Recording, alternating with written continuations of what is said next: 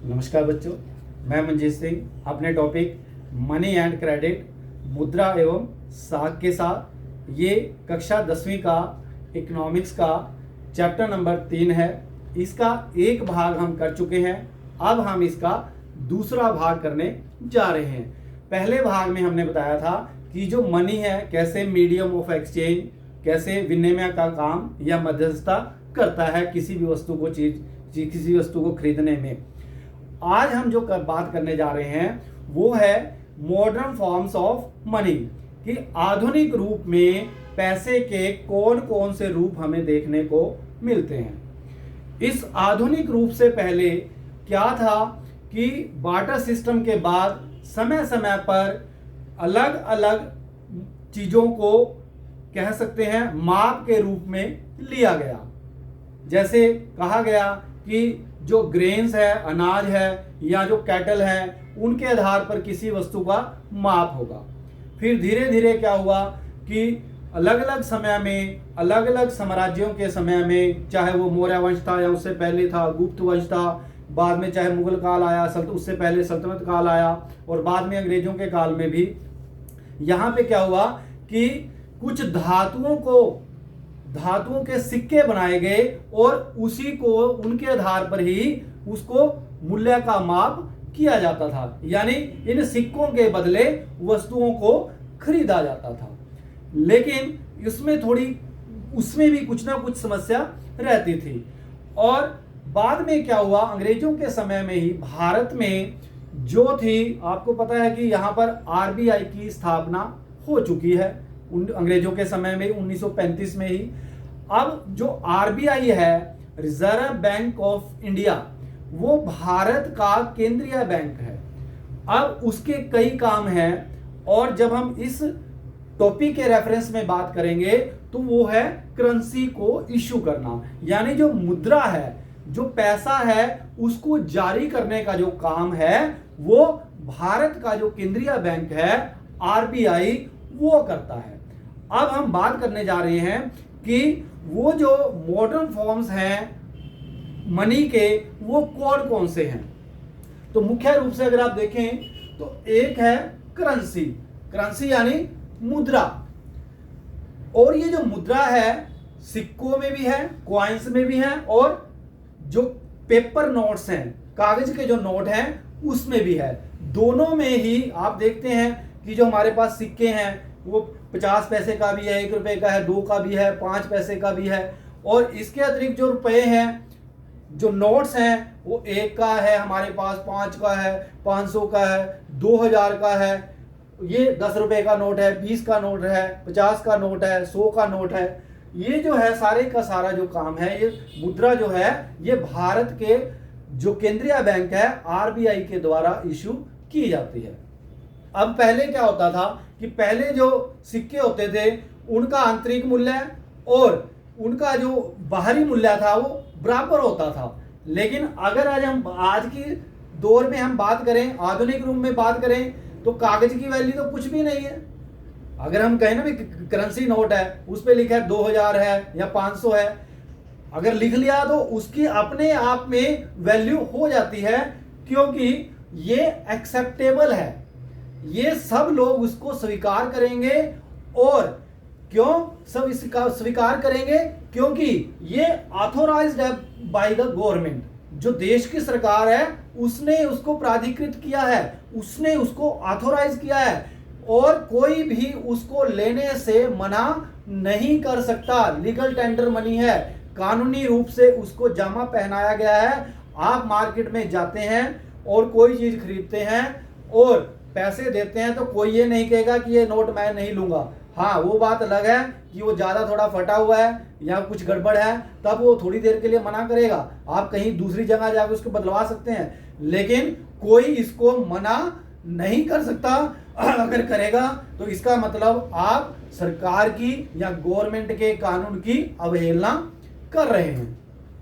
अब क्या है कि अभी बता दिया हमने कि आरबीआई के द्वारा ही ये सारे का सारा काम किया जाता है। अब ये तो हो गया सारी जो करेंसी की हमने बात की थी, कि जो सिक्के हैं या फिर नोट हैं वो हमारी जेबों में होते हैं, पर्स में होते हैं। अब कई बार क्या होता है कि आजकल क्या होता है, जितने भी एम्प्लॉयज हैं ज्यादातर डिजिटल सिस्टम हो रहा है, और उससे पहले भी कि जो एम्प्लॉयज हैं, जो कर्मचारी हैं, वो अपना सारे का सारा पैसा बैंकों में रखते हैं, क्योंकि बैंकों में तनख्वाह आती है, पहले बैंक में तनख्वाह आती है, फिर वो हमें मिलती है। अब क्या होता है कि हमें पता होता है कि हमारा कितना खर्चा होगा, तो हम उस हिसाब से उतना पैसा निकलवा लेते हैं, और बाकी का जो पैसा है वो बैंकों में ही जमा रहता है, जिसको हम डिपॉजिट विद बैंक्स कहते हैं। अब यानी बैंकों के पास जो जमा राशि है उसको हम डिपॉजिट विद बैंक्स कहते हैं।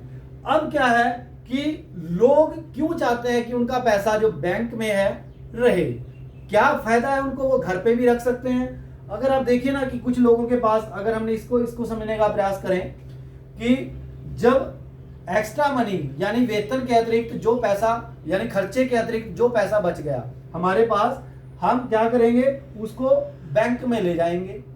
ये जो नोट है एक्स्ट्रा मनी के रूम में, हम कई बार जरूरी की सैलरी के रूम में जाते हैं, कई दूसरे लोग भी काम करते हैं, बिजनेस करते हैं, दिहाड़ी करते हैं, वो भी चाहते हैं कि उनका पैसा अगर जो बच गया है थोड़ा बहुत वो बैंक में जमा करें।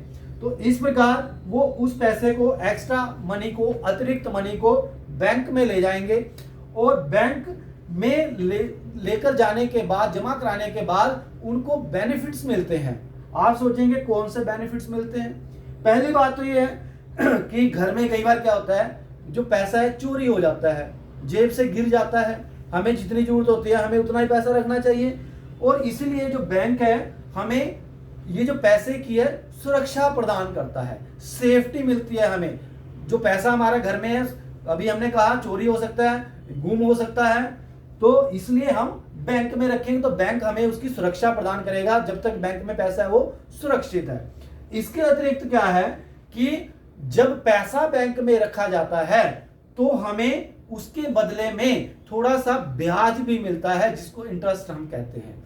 यानी बैंक में पैसा रखने से पैसा, एक्स्ट्रा पैसा मिलता है। अगर मान लीजिए आपने 1 लाख रुपए जमा कराए और साल तक आपने रखे वहां पर, और 5% के हिसाब से आपको, मान लीजिए बैंक कहता है कि 5% के हिसाब से इंटरेस्ट रेट देंगे आपको, और जब क्या आप 1 साल के बाद पैसे लेने जाएंगे तो आपको वो 1,05,000 रुपए देंगे, यानी 5,000 रुपए आपको एक्स्ट्रा मिल गए।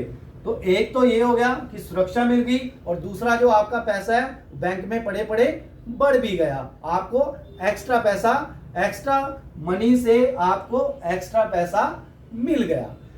और कई बार क्या होता है कि हम पैसे को सीधे रूप में निकलवा लेते हैं बैंक में जाकर के, यानी जब हमें जरूरत पड़ती है, बैंकों में पैसा है, जब हमें जरूरत पड़ेगी, मान लीजिए कई ये तो रख लिया कि हमें इतना खर्चा होगा, कई बार ऐसी चीजें आ जाती हैं जिंदगी में कि हमें एक्स्ट्रा पैसे की जरूरत पड़ती है, और जो बैंक में हमारा पैसा है हम कभी भी जाकर के उसको निकलवा सकते हैं। इसीलिए हम इसको कहते हैं डिपॉजिट विद बैंक्स है, और डिमांड डिपॉजिट भी हम इसको कहते हैं, क्योंकि जब हमें जरूरत पड़ेगी हम डिमांड करेंगे बैंक के साथ, बैंक के पास जाकर, और बैंक वो पैसा हमें दे देगा जितना हम चाहेंगे।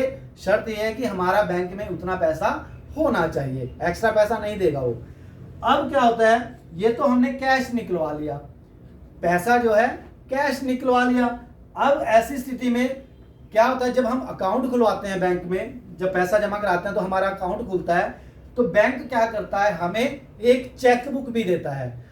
वो चेकबुक क्या है और चेक क्या होता है, उसके बारे में हम अलग से एक टॉपिक में या अगले टॉपिक में पढ़ेंगे। तो उम्मीद है अभी तक ये जो मॉडर्न फॉर्म्स ऑफ मनी है, करेंसी या डिमांड डिपॉजिट विद बैंक जो है वो आपको समझ आ गया होगा।